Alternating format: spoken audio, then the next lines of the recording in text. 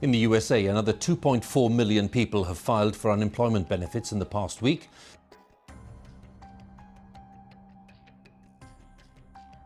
We have new reporting this morning on the effects of inflation. A lot of talk about fuel and food prices, but one area that might have an even greater impact, rising healthcare costs.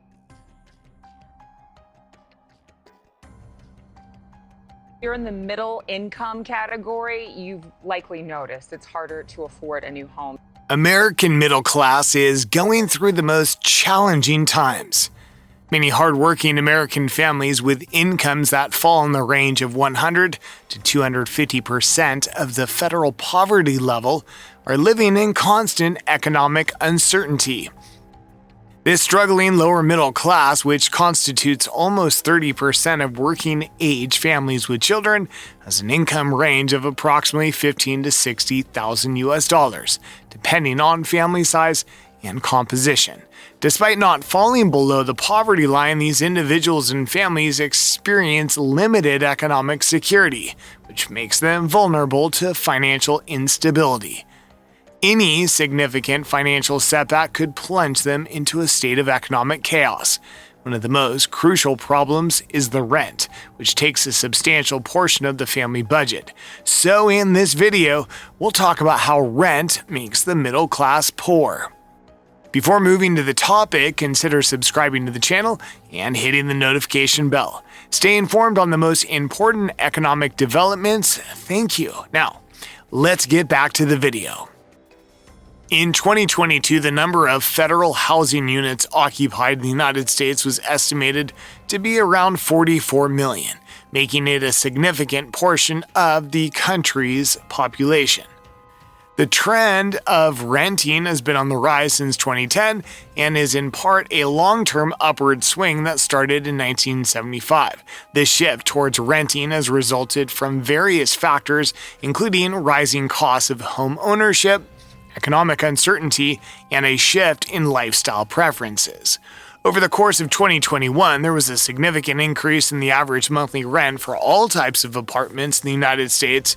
In February 2023, the average monthly rent for a two-bedroom apartment in the country has risen to $1,320, which was a notable increase from the previous year's $1,282.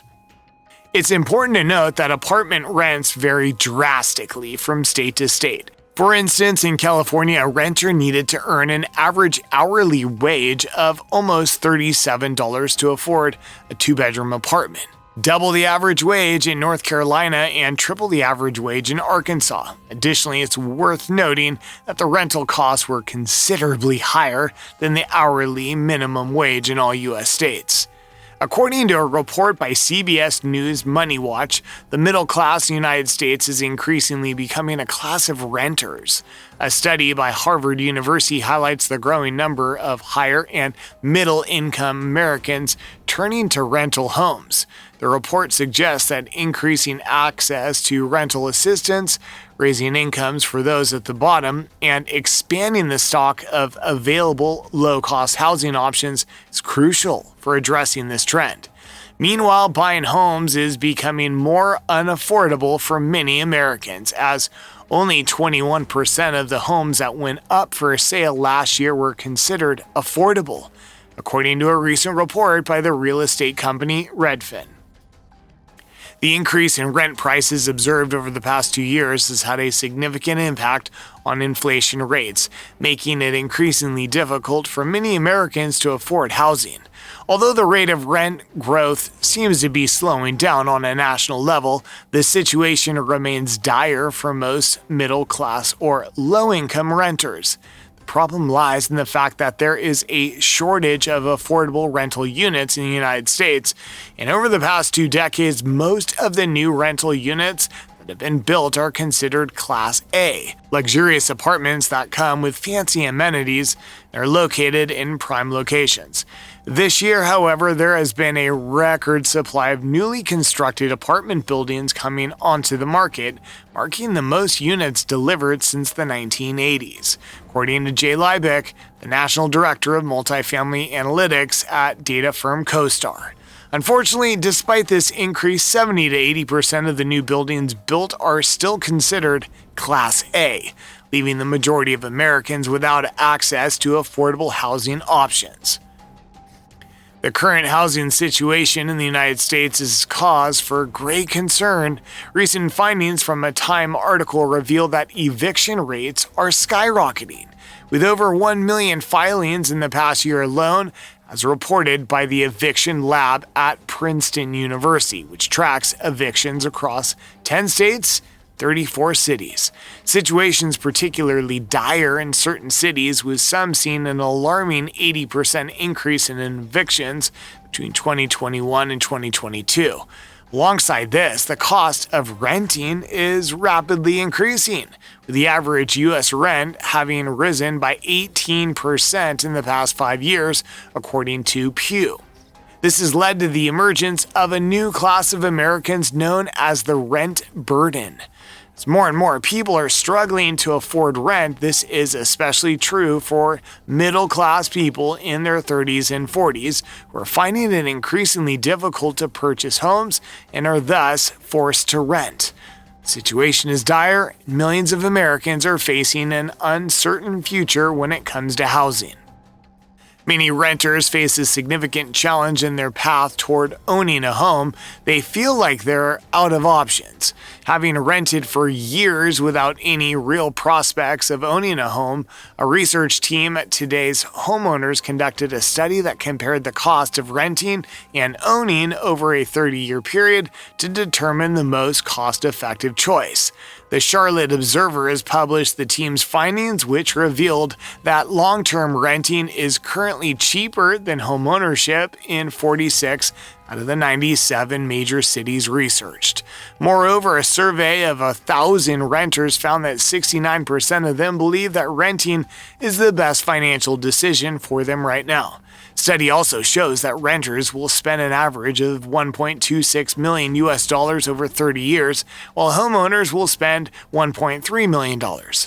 Surprisingly, only 9 out of the 97 cities analyzed had monthly mortgage payments that were cheaper than monthly rental payments. California is the state where long-term renting is more cost-effective than owning a home in at least 7 major cities. Renters in California save an average of $900,000 over 30 years. However, owners come out ahead of renters in at least 51 cities across the United States, saving an average of $175,000 over a 30-year period. Even if the family moves to the suburbs, that might not help because rents are falling more slowly in the suburbs than in cities across America. As per the latest rental property research conducted by Apartment List, it's been revealed that the rent hikes in suburban areas during the initial stages of the pandemic outpaced the price growths in 28 the largest metropolitan areas in the United States. However, in the years that follow, the year-over-year decline in rent prices in core cities has fallen faster than those in suburban areas, thereby minimizing the price gap between the two regions. For instance, as per the data collected by Apartment List, the median rent in the urban core of Atlanta as of July was a little over $1,500 American dollars, while it was almost $1,700 in the Sandy Springs suburbs. Similarly, in Detroit's inner city, the median rent was $968, whereas it was $1,500 in the suburbs of Dearborn and Warren, Michigan.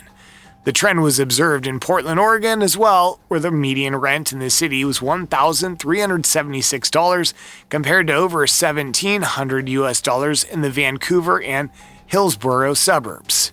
According to NYT, as the squeeze on the nation's middle class worsens, an increasingly large number of people are joining America's homeless population.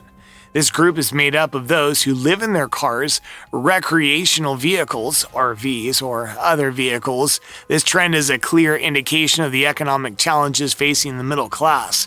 The current reality for the average American is bleak, with even those who have relatively stable and high incomes struggling to maintain housing. Sadly, many individuals who lose their homes are forced to resort to living in their cars. To alleviate some of the challenges faced by the homeless population, several cities across the United States have implemented safe overnight parking lots to provide a secure place for individuals to rest. Recent article in the New York Times delves deeply into the emotional toll and obstacles that come with living out of one's vehicle and attempting to rebuild a stable life. Despite working 2 jobs, Audit struggled to secure housing for herself and her daughter. However, with the aid of a local church and rental expert, she was eventually able to secure a modest 1-bedroom apartment spanning 673 square feet at a monthly rent of $2,300. Unfortunately, not everyone faced with similar challenges is as fortunate. As per the latest count, it's been observed that nearly 20,000 residents of Los Angeles live in RVs, vans, or cars, which is a 55% increase since the first count was conducted in 2016. Thank you for watching. If you enjoyed the video, hit the like button, and feel free to share your opinion in the comments section below.